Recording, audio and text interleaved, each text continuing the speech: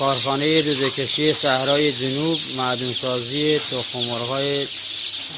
حتی روز شنبه 31/99